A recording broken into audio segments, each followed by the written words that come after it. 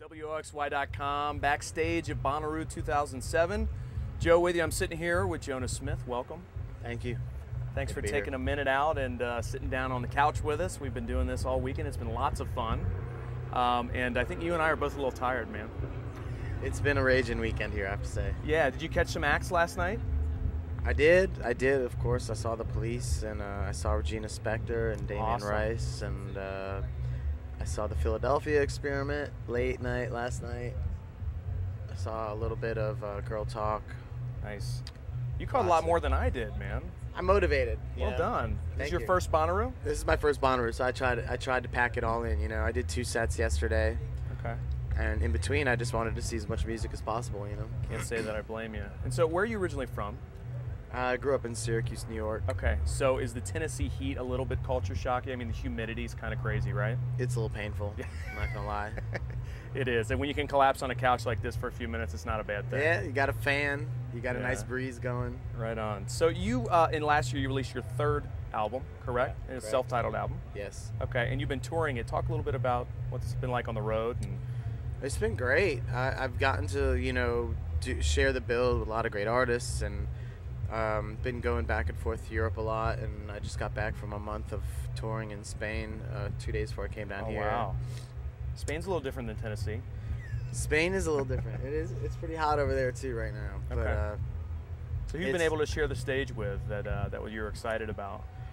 Well, for me, you know, it was great to play with Little Feat because they're kind of heroes of mine, and awesome.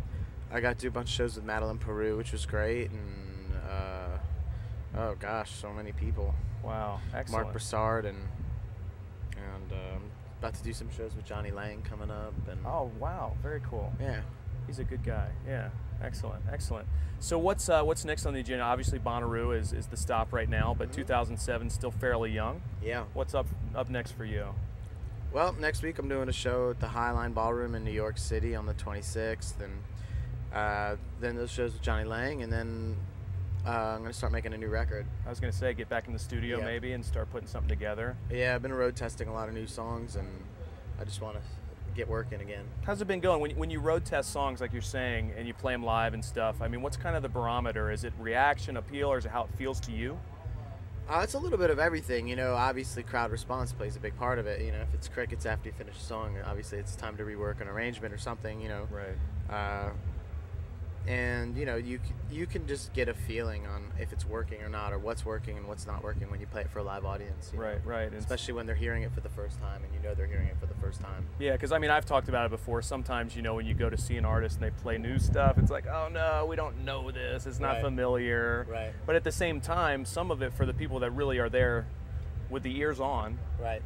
You can get a good response from it. And yeah. Well, you know, I've built up a kind of crowd. It seems like my audience is really open-minded because I play a lot of different kinds of music, and I don't pigeonhole myself into saying I just do one thing, because I'm a sponge, and I love all kinds of music, and it all kind of filters into what I play. So I've kind of built up a kind of audience that is really open-minded, and you know, when you have a big group of people, they're kind of like infants or like little children, like they can't lie. You know? You just read the honesty on their face if something's working or not working, you know? Yeah, that's a good way to put it. Yeah, and that was the other thing I was going to ask you about, you know, just kind of doing a little research and reading about you, listening to you a little bit, kind of finding out that it is a very eclectic thing. You can tell that your background probably you pulled from a lot of different genres and continue to. Yeah. So, and I've seen comparisons like from all the way from like, Van Morrison and like Don Henley and like some you know, some iconic people. So how do you take that when people throw that at you? You know, people always, I think, when they compare you to someone, they do it with the best of intentions, so I never try to take offense. I mean, me personally, I'm not trying to do anything specifically sounding like anybody, but of course I grew up listening to all those people, and it's all going to find its way into my music, I'm sure, you know. And so, yeah. Yeah, we were talking to someone earlier just about how sometimes your early influences just seep through your consciousness into your music. You don't even realize it. Then you go back and listen, and it's like, yeah, with some distance, you can be like, oh, that track really did sound like the band. Yeah.